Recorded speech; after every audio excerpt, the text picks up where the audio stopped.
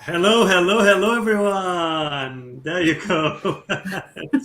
I can't believe after 3 years of dealing with everything remotely, I am still putting myself on mute and forgetting about that. Anyways, welcome, everyone, to Time to Talk.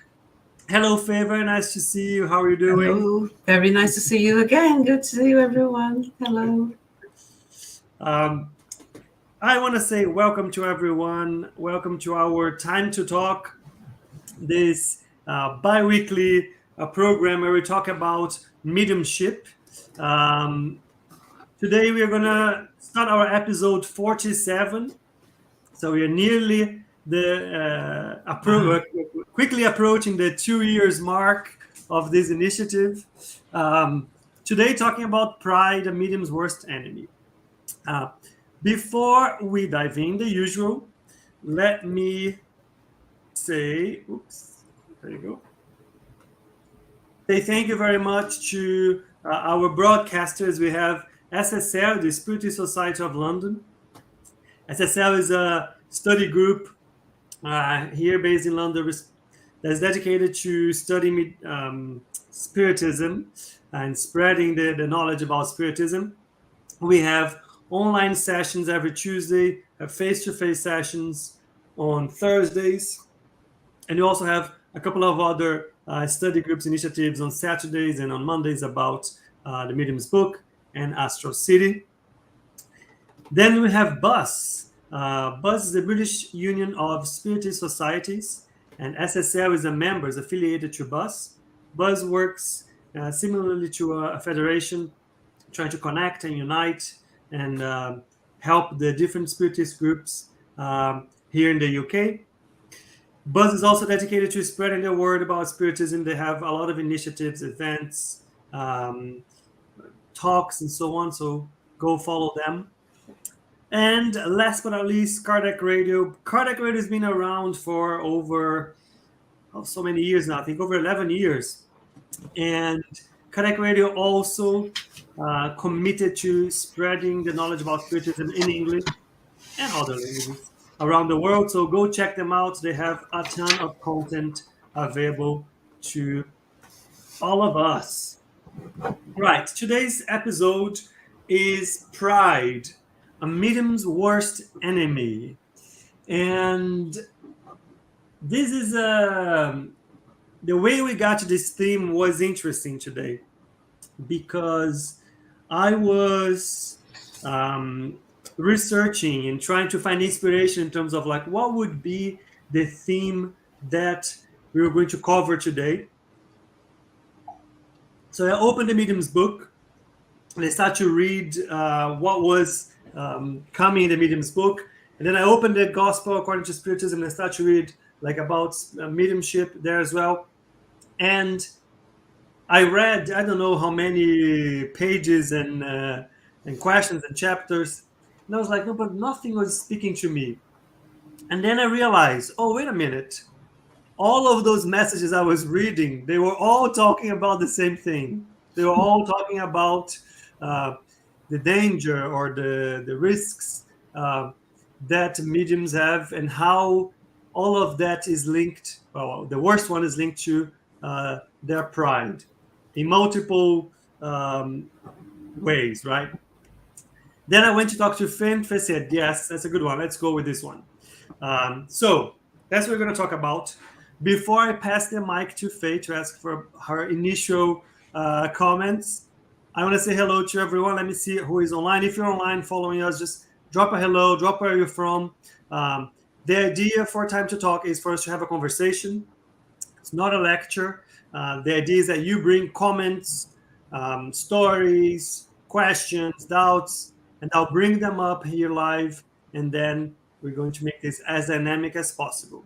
So send me a hello in the comments box, and I'm going to bring them up. Faye. Yes. Pride, a medium's worst enemy. So when I say to you that suggestion, you gave me the thumbs up. Why did you give me the thumbs up? Because this is mediumship is that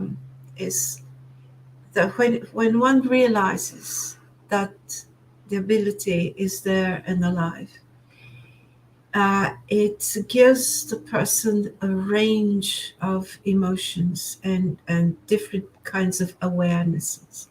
Yeah. So it is. It starts with something that one would like to do. Assuming that the person is a medium and would like to develop as such. So then it's almost a dream come true. It's that feeling of being on the verge, being on the doorsteps to a development, to a journey. Yeah. It starts as a frightening thought, because the medium becomes, well, what's going to happen to me? Who am I going to attract? Who's going to be around? Am I going to know? Will I know who my mentor is, etc.? 1,000 questions. And then when the training, and I'm not saying not just the training here, the training is given by the mentors, by our spiritual teachers, starts to ensue, gradually, and it is really gradual. Then the person goes from an activity that becomes like a person. It's a bit of a personal secret, but well, if I tell anyone, nobody's going to believe it. Then it's exhilarating, because it's wow, I'm on the doorstep to something wonderful. Then it's totally enthralling, because the reader doesn't think of anything else, because that becomes the mark of each day. Then it becomes intriguing, because not everything that comes through the contact or the messages or seeing is exactly what the person expects.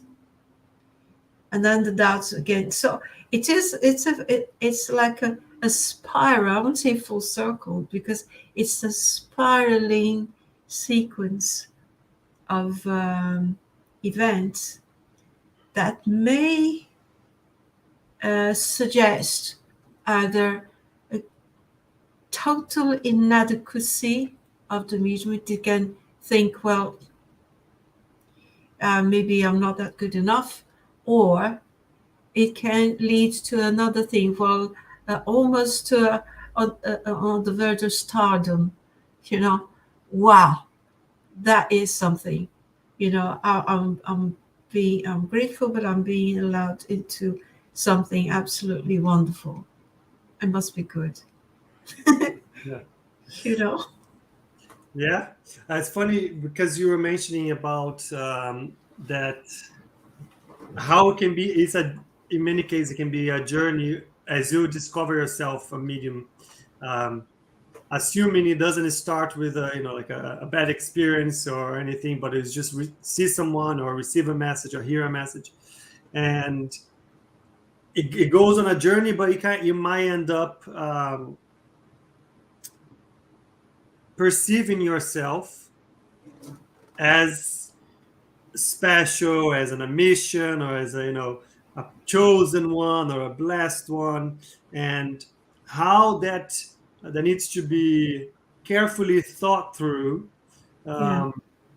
Otherwise, you're setting yourself to a tragedy, let's say.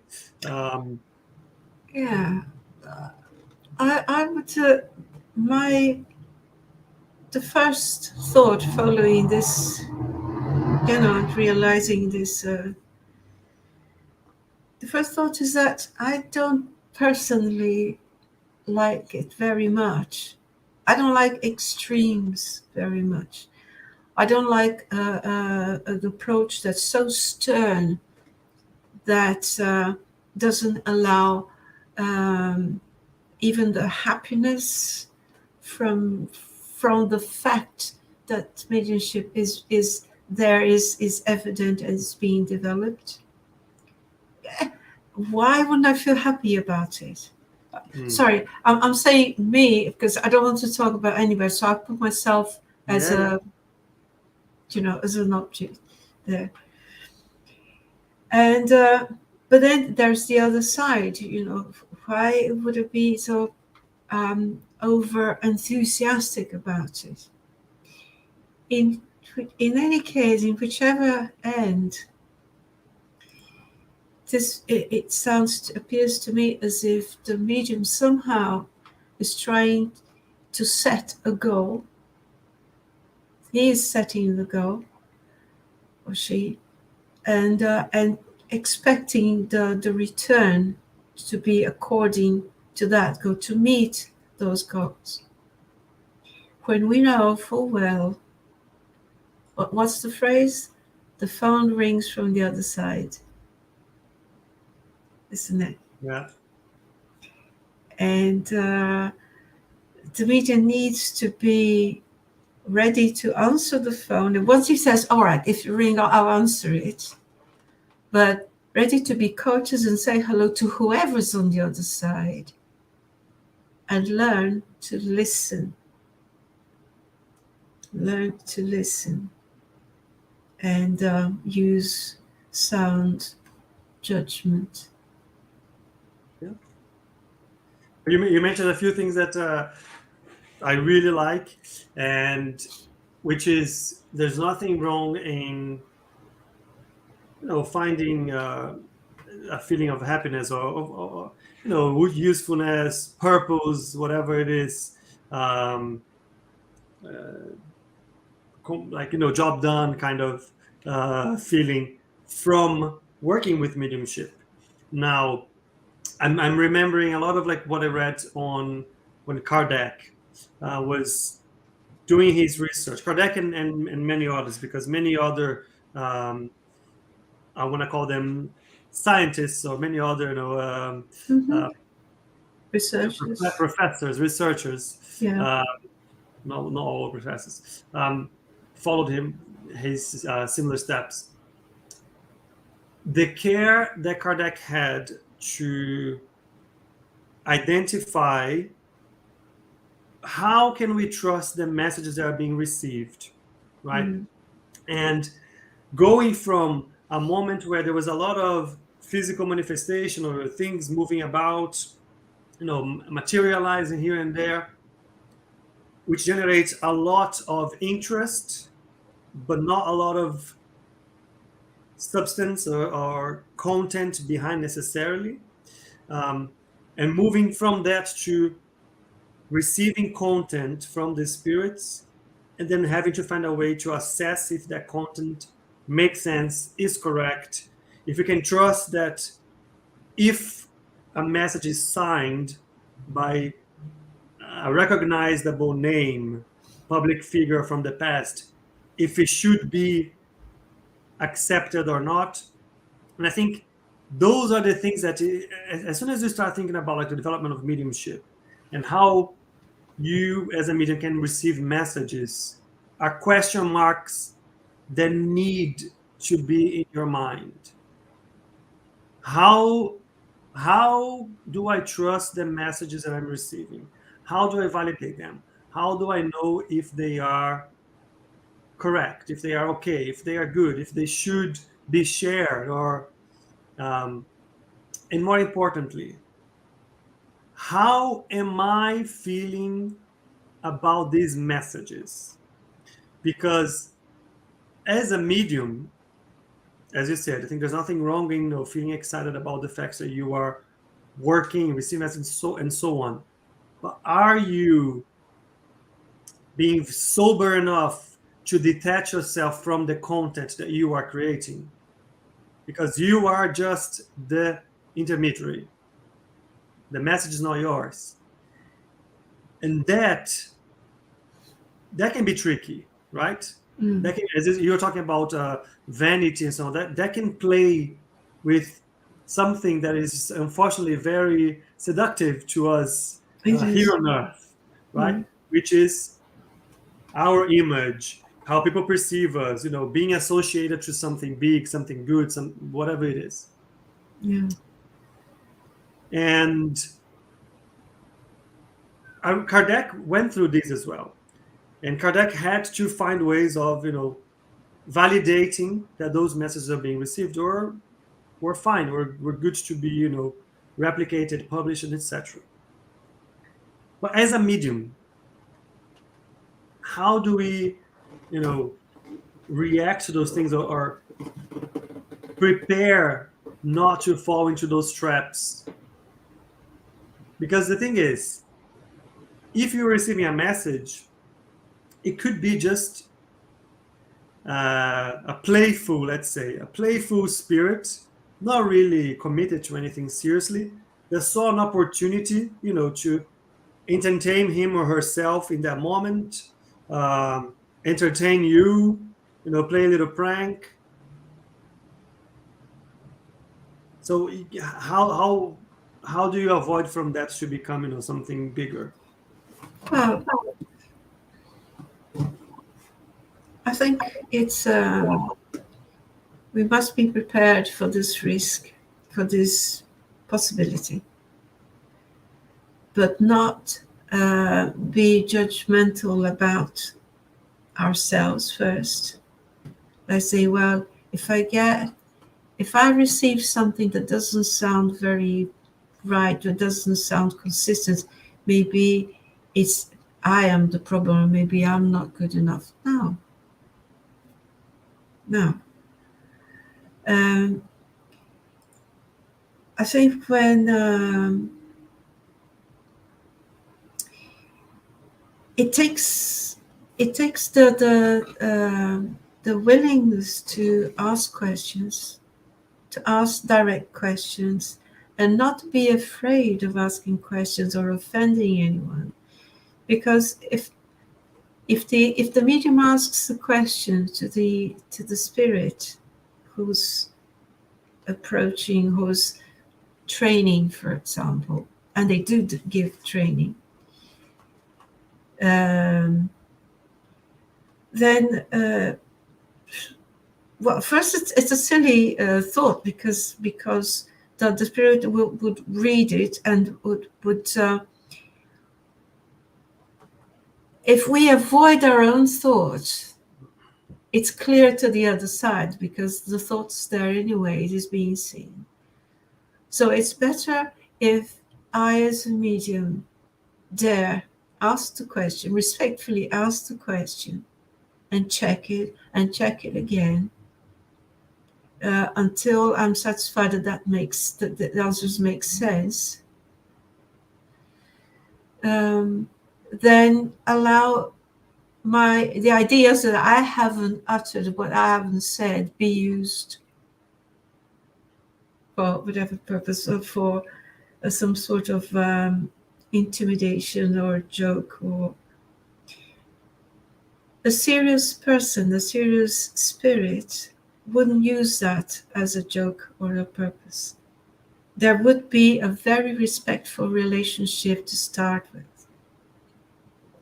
I don't think from experience, they wouldn't be inclined to prove any degree of highness, of importance.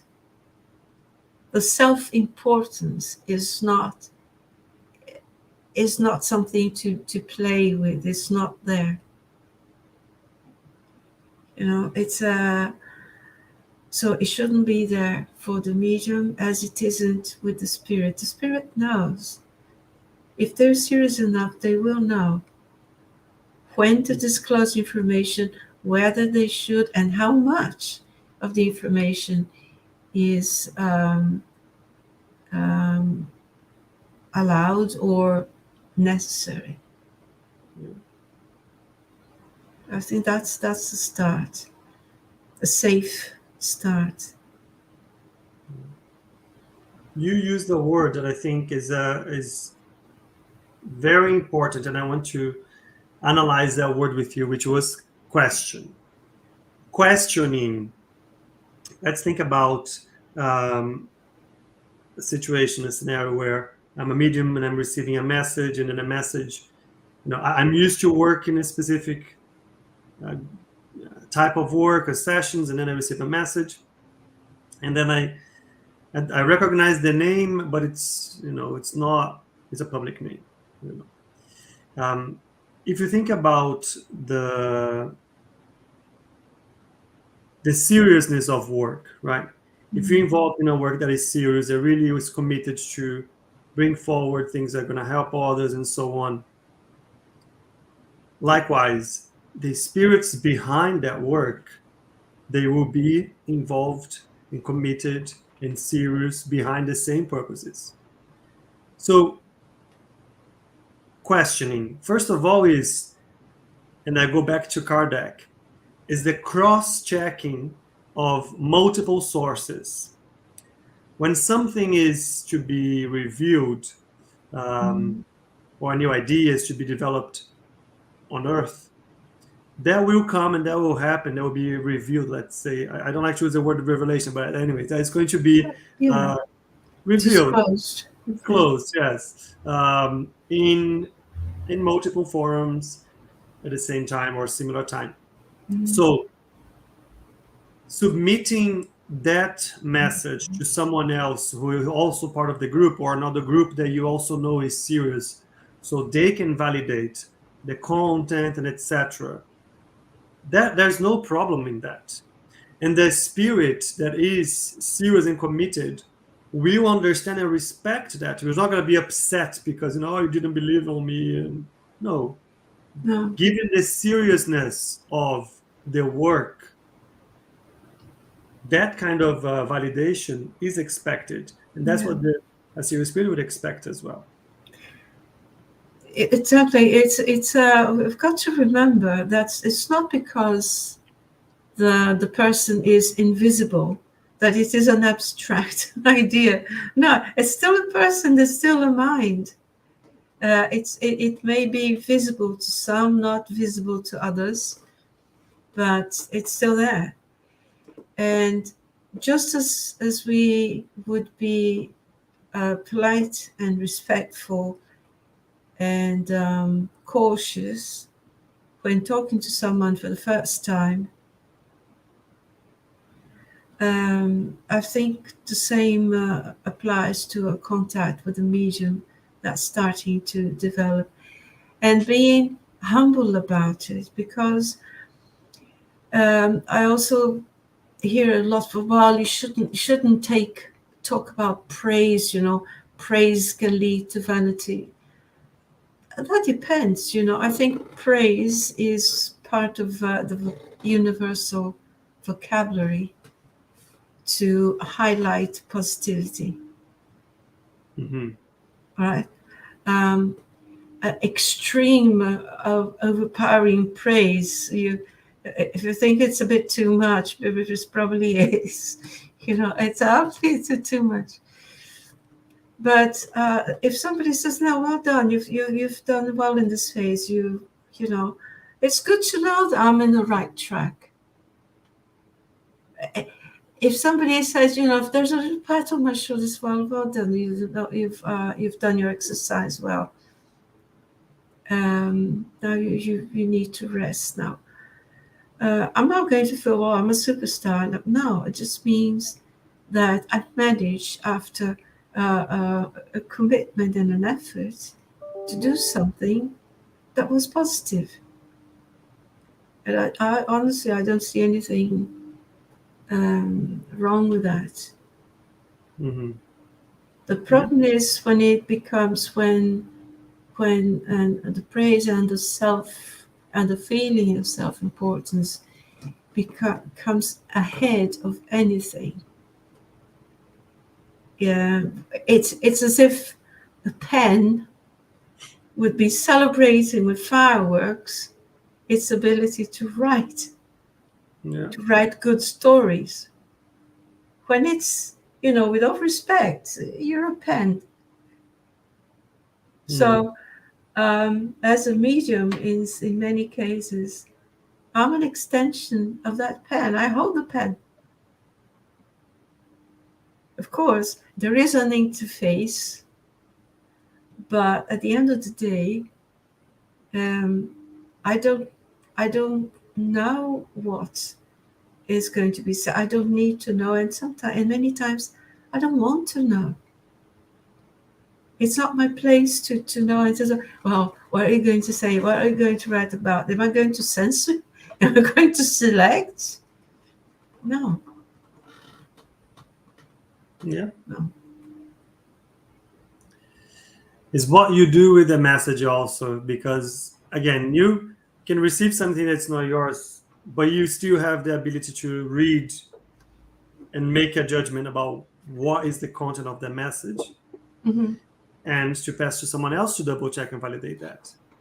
But here's a thought, a question actually. Mm-hmm. A question is good to keep in mind when we are producing content, from a mediumistic perspective, which is um,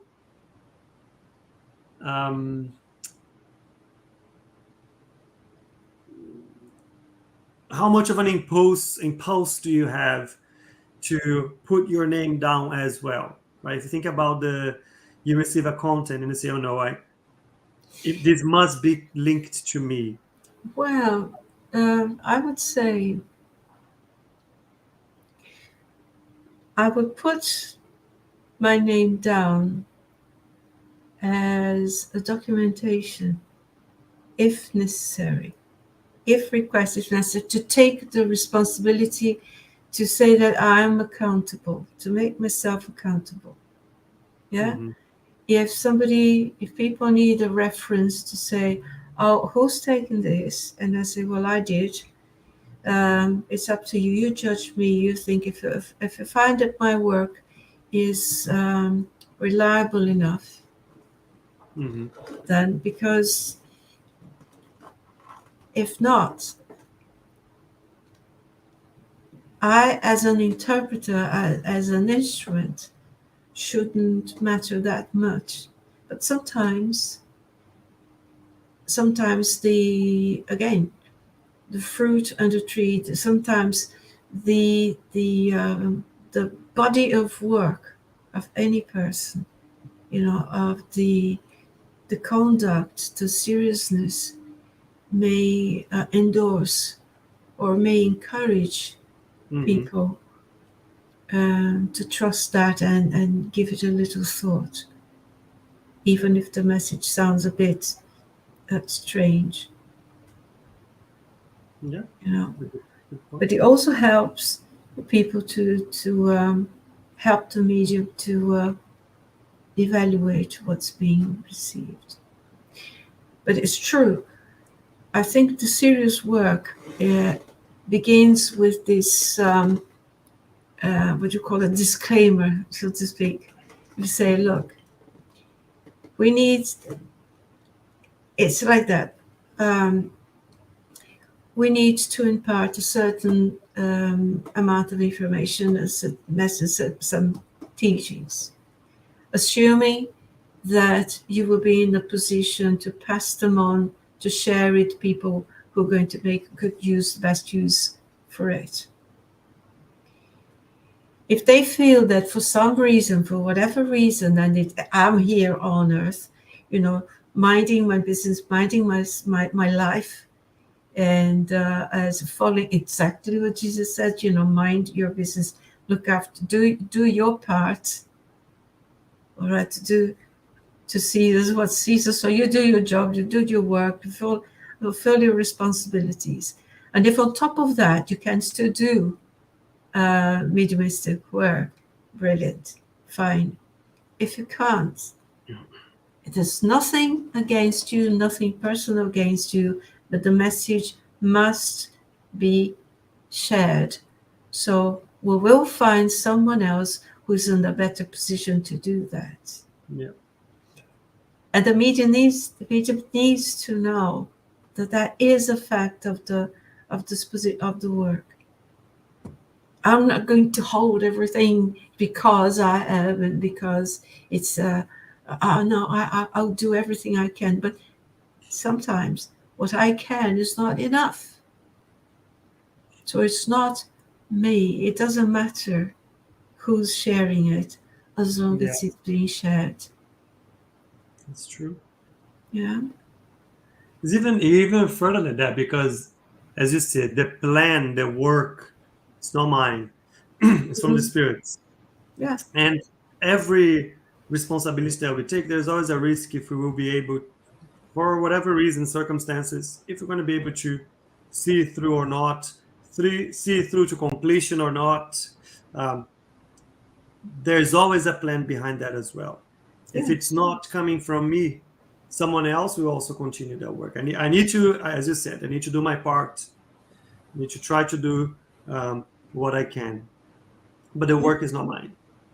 The plan is not mine, let's say. The work is mine. The plan is not mine. Let me bring a comment here from Elsa, which is very similar to what you were saying before. To be a medium is to exercise the humbleness towards everyone, according to Jesus, medium of God. This part, humbleness towards everyone, is a good one, because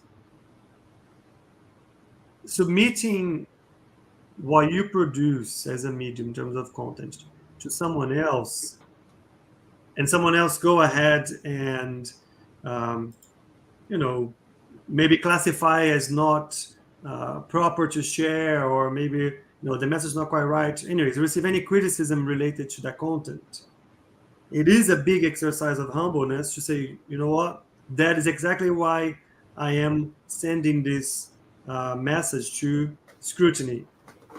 It has to be evaluated by others, and be able to not take it personally, right? Sorry. That's true, because being humble is also be a matter of being sensible, because as a medium, even if I'm working, or I've been working with a number of spirits, or the same, or it doesn't matter.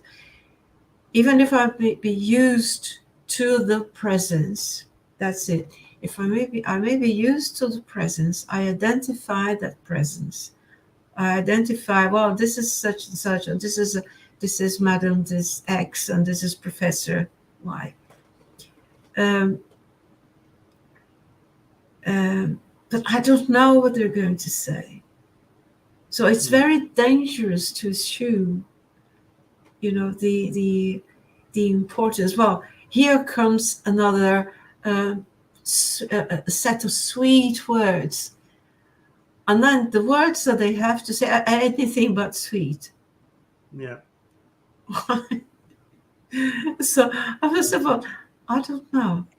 I'm here to serve within the boundaries of respect and commitment on that, because there are boundaries. We're not there.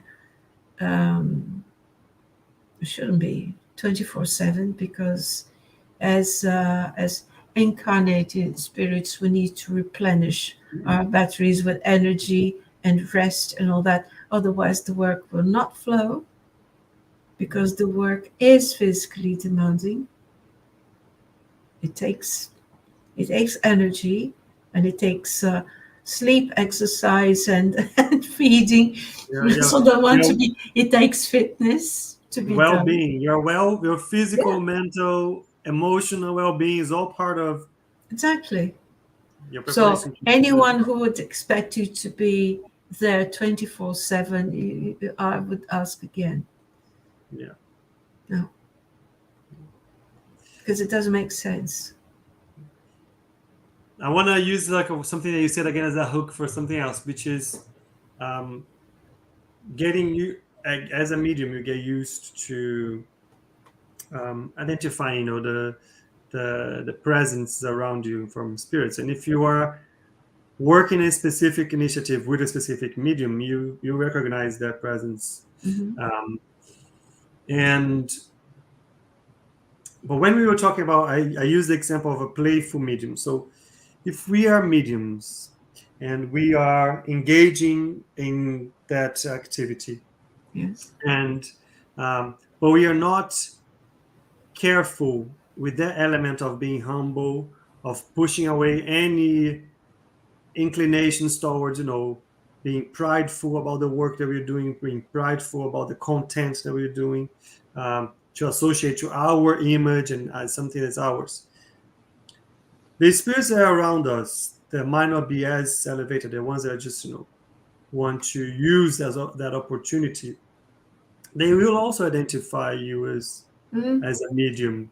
They will also identify that you are engaging that initiative, and therefore you are opening yourself up and your mediumistic skills to the influence of anyone that it's wants to get there and take advantage of it.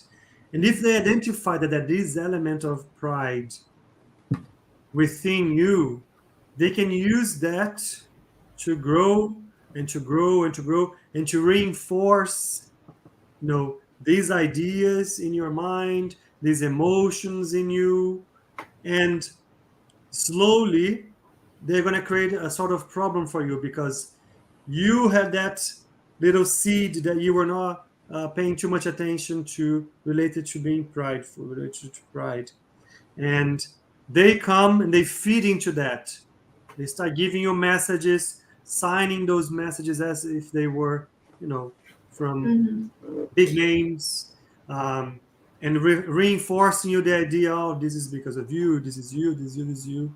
And so in your mind, you are ended up creating this connection with that spirit that's just really using that opportunity to create a problem, prank, etc. for you. Yeah. If you will allow me, I would going and then referring to our topic is medium's worst enemy. When I said before, I think we can talk of pride. Look at pride as a positive aspect of it, like taking pride of your work, being proud of the work well done. Why not? Yeah. But there's the other aspect, which is a negative side, where we call it the vanity, being vain about it. If you call everything pride, if I'm too proud to the point that I'm not just zealous of my work, I'm becoming vain about it. It's my personal quality, let's say. The first thing that happens is that when you're too over the top again and vain, the critical thinking doesn't work. Because critical thinking must be able to admit the positive, the pros and cons of things, the positives and negative aspects of anything, to find a balance, to find a fair judgment. So if one is not able to think critically, logically, to assess the pros and cons of a situation as a medium, the clear picture, the true picture will simply be missed. And one thing that you don't want as a medium, as a serious medium, is to miss the focus, to miss your target, and to lose track of how things are being conducted. Because what you seek, even though if there's not what is going to be said, you still feel if there's truthfulness or not. If you still feel if the ideas that are being shared are consistent or not. Even if it's a topic that's completely escapes my experience, my knowledge. But you feel it, you know if that sounds if that's consistent, and if the spirit who's imparting that to you acknowledges the fact that it's not your field of expertise and is patient with you to help you take the message. Mm-hmm. Okay. So an impatient person is not a very nice thing to have around. An impatient spirit is not likely to help much.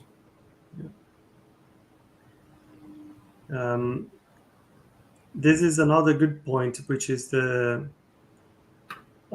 trying to identify these characteristics from the spirits that you might be working with, right? So if they are impatient, or if the kind of the message behind like a overly convoluted and wording that in the end is actually not sustained by the message. You should think about, we want messages, if they are good messages, we want them to reach as many people as possible and be as easily understandable as possible. So try to understand like what kind of flags you can identify to question, like, is this spirit really associated to this work and wanting to do like serious work, and what kind of message are they trying to portray, and so on. And I think that the fact that you're being humble about it, I mean, truly, honestly humble about it, helps to establish a bond of trust. Yeah. So that even if the information that you get, if a text is very specialized, is very specific, it can be done patiently from the teacher, from the spiritual teacher to us. In case they don't find someone who will be attuned so easily, somebody with more specific experience and attuned as a medium to combine things and make it easier for both sides. But if not, they will be very patient teachers and give us time to take the message. That is true. And teach us to take the message. That's another point. They do. You take calligraphy lessons. Remember calligraphy from school? Yes. You take calligraphy lessons. I did. Now the O's, now the M's, now the L's. Yeah. Oops. Yeah. Yes. I want to bring another case here, because in the medium's book, there is, at the very end, there is a chapter that brings messages that are specifically directed for spiritist meetings, mediums, etc. And then in the mediums, the section that says messages for mediums, there is a message from, again, a recognizable name. You see, we're going to bring it here. That if you study and investigate about the mediums and how mediumship was present in pretty much in every single period of time, and in many cases in personalities of our history, you will start to understand, oh yeah, that makes sense. It explains the story, the decisions, what happened around them. This specific one, I think it becomes very clear once you read the name, and then you think about, oh yeah, this person was a medium. Things become a bit more clear, I would say. But anyways, the message that this spirit brings to us it couldn't be more clear. And I'm going to bring it up here, maybe incentivize and motivate people to go read those messages in the Medium's book, because they're quite interesting. I know Faye has a specific knowledge about like studying the book for that specific character in history. So also feel free to share an insight if you want. No. Let me bring the message here. No, please bring it on. Right. So let's read together. God has charged me with a mission which I must accomplish together with believers blessed with a mediumistic mission. The more grace they receive from on high, the more dangers they will face. And these dangers are all the greater when they spring from the very favors God grants them. The faculties that mediums enjoy draw praise, compliments, and adulation from others. Therein lies their danger. These same mediums, who should always remember their former incapacity, nevertheless forget it. But they do even more. They attribute to their own merit what they owe to God alone. Then what happens? Good spirits abandon them, and they become the sport of evil ones, with no compass to guide them any longer. The more skillful they become, the more they are led to attribute to themselves a merit that does not belong to them. God finally punishes them, taking away a faculty that could only be fatal. I could never remind you too often to ask for help from your guardian angel, so that it may aid you in always remaining vigilant against your cruelest enemy, pride.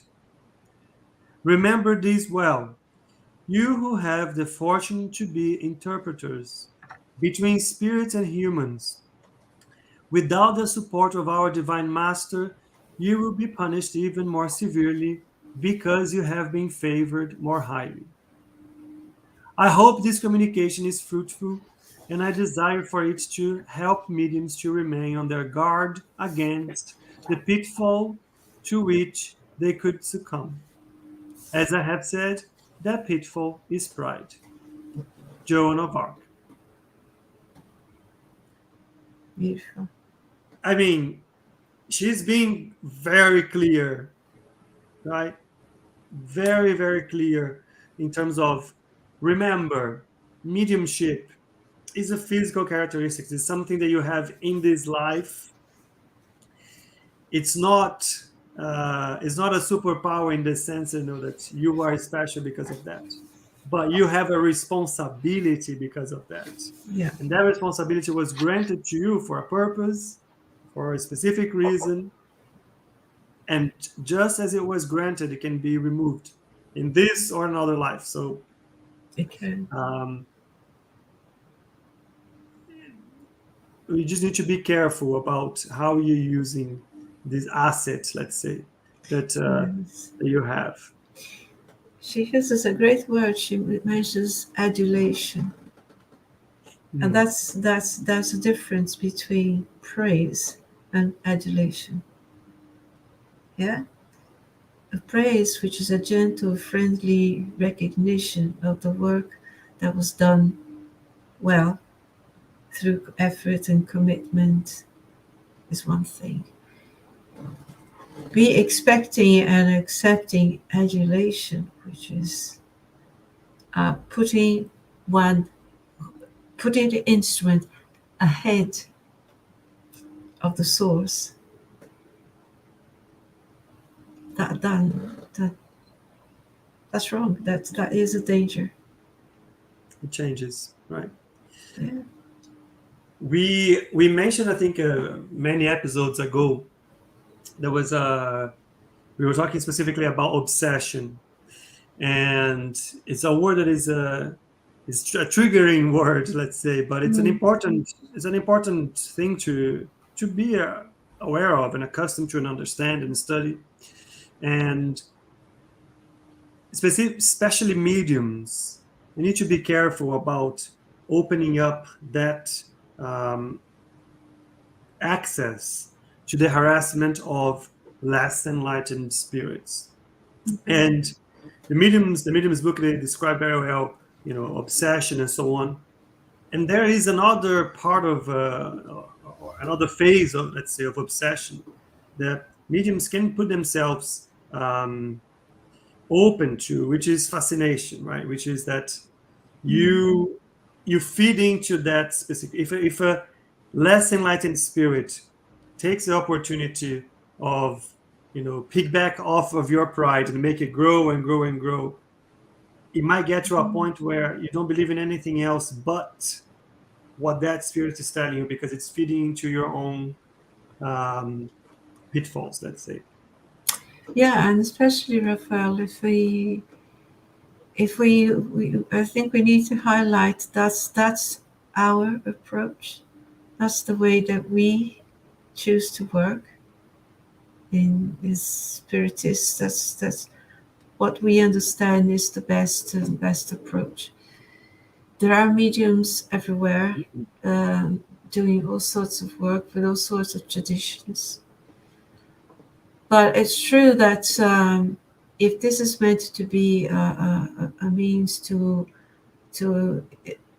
help with evolution, development, enlightenment, so it's a charity, it's a service, then yeah, they need to be that careful, because otherwise the responsibilities accrued are immense. Yeah. Which is yeah. Which is another point. Wow, we're not even mentioning, we're not even talking about using mediumship as a way of exploiting other people's beliefs and so on, like selling mediumistic work. We're not even getting to that extreme. We can get that some other time. Yes. Because it's a big chapter. Yeah. We are talking already about mediums that understand that they should be, involved with work that would be uplifting, helping others, both incarnate and discarnate, serious and sublime, let's say, objectives and purposes behind. Yes, because it's there's an element of confidentiality. There's a trust, of course. There's an element of confidentiality, because not all the work of a medium is nice and happy. It's so again, just one more reason as well. If you're set to do charity or to help, it's just like so many people, the Doctors Without Frontiers, and people set to go wherever they're needed, and they know that they're probably not going to find lots of happiness anywhere for some time, until they can turn the situation into a more hopeful and happy and healthy. Yeah, so just making a parallel, a medium's work is not just one of getting all the glory of the beautiful poetry that there is, or the beautiful texts and the contents that there is. But we need to be, and being humble allows us to take things as they come and try to deal with them as respectfully as we can. Very well said, Faye. Very well said. We are at the end of our episode. I want to say thank you very much to the ones that joined us. I see Elsa and Yazoo joined us. Thank you very much for your comments. As usual, I have a couple of announcements here. Let me bring them up. There you We are a bit short on the announcements this week, but we have, as usual, our Astro City studies every Monday. So if you'd like to hear more about that book from André Luiz, and talking about his experience once he woke up on the other side after he passed. That's a pretty special book to explain what does life on the other side look like or can look like. Then we have Spiritual Light. It happens every Wednesday with different guests and different topics every Wednesday. So you can tune in through the YouTube channel of Bus. And we also have the Mediums book course that we do every Saturday. Guilherme Monir and Charles are always there with us. We're going item by item on the Mediums book and opening for interpretations, questions, clarifications. Every Saturday, 10:30 UK time. You have the details here as well if you'd like to join. Right. This is what we had planned for today. I think. Thank you very much, Faye. I want to say thank you. It's a pleasure, as usual, to be sharing this initiative with you. Any final words? Likewise. No, I think it's. I just would say to encourage people, whoever, if you have any inclination to develop your abilities, just go for it. Seek reliable support and information, and it is a wonderful line of work. It is. Yeah. And I second all of that. Thank you very much, everyone. I'm going to leave here our QR code. If you'd like to suggest themes for the next episodes, feel free to drop us a comment there. And we will hope to see you in 2 weeks. We are here every 2 weeks. Absolutely. Yes. See you then. Thank you. Bye-bye. Thank you. Bye.